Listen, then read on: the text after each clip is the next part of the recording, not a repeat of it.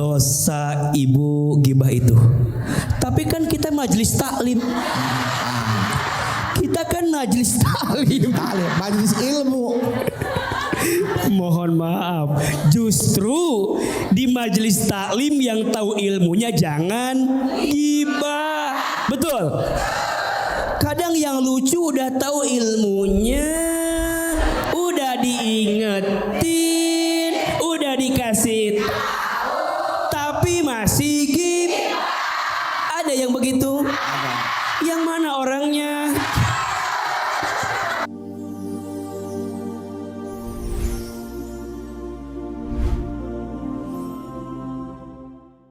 Assalamualaikum sahabat Ahilman.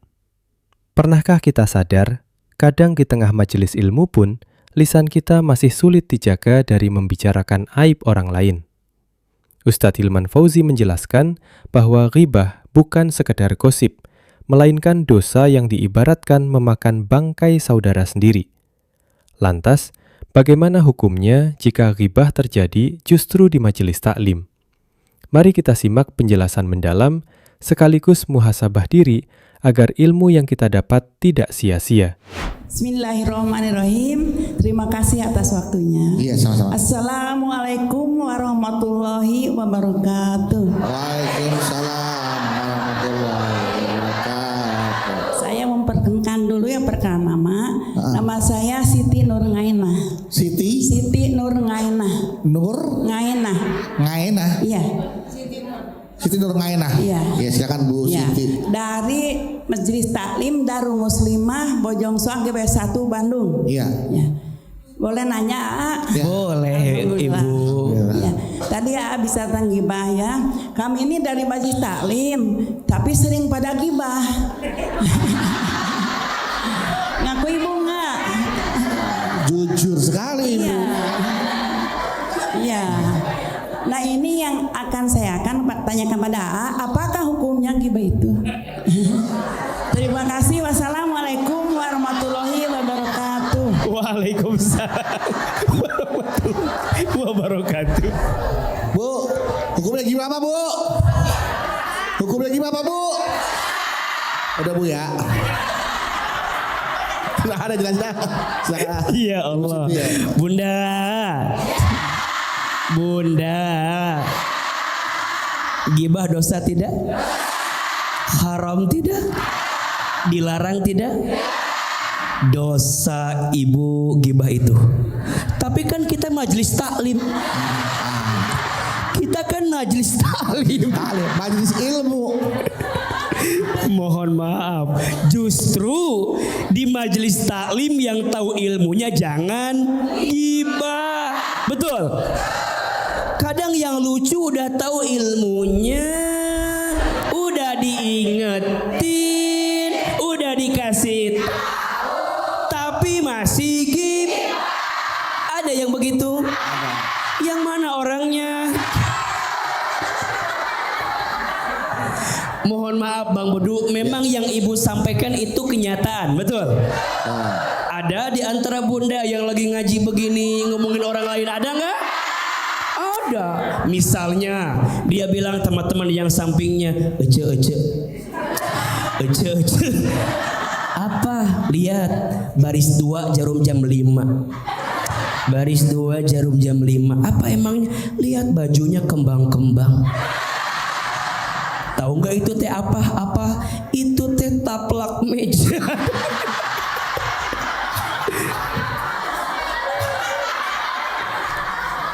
Ada yang begitu apa enggak? Udah ngomongin penampilan, dilihat bagian make upnya.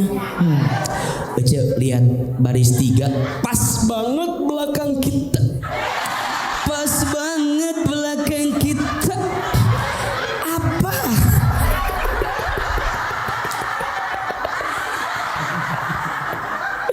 Lihat belakang kita, itu bulu matanya itu. Udah ngomongin jamaah, ngomongin ustadznya, ada gak yang begitu? Itu lihat ya, Ahilman, Masya Allah ya. Ya Allah. Si AA ya, wajahnya meni adem gitu ya, Masya Allah. Wajahnya meni glowing gitu ya. cuman sayang apa pendek. Allahu Akbar. Hati-hati dengan ghibah. Betul?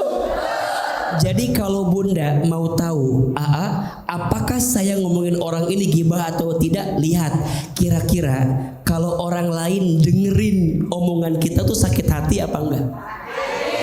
Kalau sakit masuk kategori ghibah. Gitu. Ahilman diomongin pendek. Kalau AA itu bikin sakit ke AA berarti apa tuh? Ghibah. Tapi kan kalau ama ya nggak usah marah gitu. Tapi kalau kenyataan Iya makanya. Makanya. nggak mau nanya. Kalau mau aja itu fitnah. Kenyataan. Kalau kenyataan gimana tuh? Tapi ama nggak akan marah disebut pendek juga. Iya. Karena yang pendek itu biasanya pinter. Iya. Kenapa coba? Karena yang pendek itu hati dan otaknya deket. Iya. Jadi biasa aja. Pinter. Insya Allah. Jadi nggak boleh ya. Nggak boleh. Apalagi majelis taklim tidak boleh ghibah. Ghibah adalah maut. Berarti ini peringatan untuk kita. Hati-hati dengan yang namanya ghibah. Betul? Apa itu ghibah? Ghibah itu artinya membicarakan aib orang lain di belakang orang tersebut. Betul? Ghibah dosa atau tidak? Ghibah dosa tidak? Ghibah itu dosa, iya. Bahkan disebutkan dalam Al-Quran, dosanya orang yang berghibah itu sama seperti memakan bangkai saudaranya. Nauzubillahi min dzalik. Pertanyaannya, kenapa kita tidak boleh berghibah? Apa madorotnya? Apa yang akan jadi hancur gara-gara ghibah? Setidaknya ada 4 madorot ghibah. Ada berapa? 4. 1, ghibah itu merusak hati. Betul? Iya. Bunda sayang hati-hati dengan hati. Karena manusia itu baik tidaknya tergantung apanya? Hatinya. Betul? Baik hatinya, baik seluruh amalnya. Rusak kotor hatinya, maka rusak seluruh amalnya. Orang yang suka ghibah, tanda hatinya kotor. Betul? Ada aib orang, dia omongin di belakangnya. Kira-kira hatinya kotor atau tidak? Ada keburukan orang, dia umbar kepada yang lain. Kira-kira hatinya kotor atau tidak? Maka mohon maaf, hati-hati orang yang suka menggibah. Karena gibah itu merusak hati. Betul apa betul? Iya apa ya? Misalnya mohon maaf Bunda diajak gibah sama teman Bunda. Hati-hati. Boleh jadi saat dia tidak sama Bunda, dia ngomongin Bunda. Betul? Ada yang begitu di sini? Yang mana orangnya itu? Yang kedua, hati-hati dengan gibah. Karena gibah itu membawa permusuhan. Betul? Bunda ngomongin orang, orang itu tidak tahu kalau kita omongin. Kemudian tiba-tiba ada orang yang melaporkan bahwa Bunda diomongin sama orang itu. Kira-kira Bunda kesal atau tidak? Benci tidak? Marah tidak? Apalagi menyangkut aib, betul? Bahkan mohon maaf, di antara golongan manusia yang dibenci oleh Allah, siapa mereka? Orang yang ketika malam hari dia bermaksiat, Allah tutupi maksiatnya, tapi di siang hari dia umbar maksiatnya sehingga menjauhkan rahmat dari Allah. Betul? Aib diri sendiri saja harus kita tutup, apalagi aib orang lain. Hati-hati, barang siapa yang suka membuka aib saudaranya di dunia, maka nanti Allah buka aibnya di hari kiamat. Dan sebaliknya, barang siapa yang pandai menutup aib saudaranya di dunia, maka nanti Allah tutupi aib-aibnya di hari kiamat. Karena ternyata orang yang suka gibah itu membawa permusuhan. Betul? Kalau urusan aib orang itu, ibu, kalau diceritakan, jika itu benar gibah, jika itu salah fitnah. Ulangi, jika itu benar jadi gibah, jika itu salah jadi dua-duanya dosa. Betul? Dosa bukan? Gibah seperti memakan bangkai saudaranya, fitnah lebih kejam daripada pembunuhan. Nauzubillahi min dalik. Yang ketiga, kenapa gibah itu madharat? Karena gibah itu menjauhkan dari rahmat Allah. Hati-hati ya, manusia itu bisa celaka tergantung lisan. Salamatul insan fi hifdil lisan. Selamatnya manusia tergantung lisannya. Dan yang keempat, kenapa gibah itu madharat? Karena menghancurkan harga diri orang lain. Dan kalau orang lain itu hancur gara-gara omongan kita,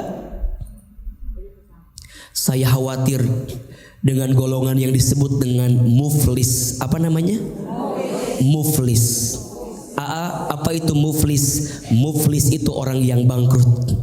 Siapa orang yang bangkrut? Dia ketika nanti hari kiamat, dia membawa pahala sholatnya, membawa pahala puasanya, membawa pahala baca Qur'annya, membawa pahala infak sodakohnya. Tapi ketika nanti hari kiamat, dia dituntut oleh orang yang pernah dizoliminya. Dia bilang sama Allah, ya Allah, terima pahala sholatnya, tapi mohon maaf, dia pernah menggibahi saya, dia pernah menzolimi saya. Ya Allah, pindahkan pahalanya kepada saya. Oke, baik Bu, boleh tepuk tangan untuk Ahilman, Bu. Semoga kita semua dijaga lisannya dari kebiasaan buruk membicarakan aib orang lain, terutama saat berada di majelis ilmu. Kecantikan atau harga diri yang kita jatuhkan melalui ghibah justru akan menjadi bumerang bagi diri kita sendiri. Mari perbaiki diri dengan menutup aib sesama. Jika sahabat merasa video ini bermanfaat, jangan lupa like dan tulis Qobiltu di kolom komentar. Terima kasih sudah menyimak. Wassalamualaikum warahmatullahi wabarakatuh.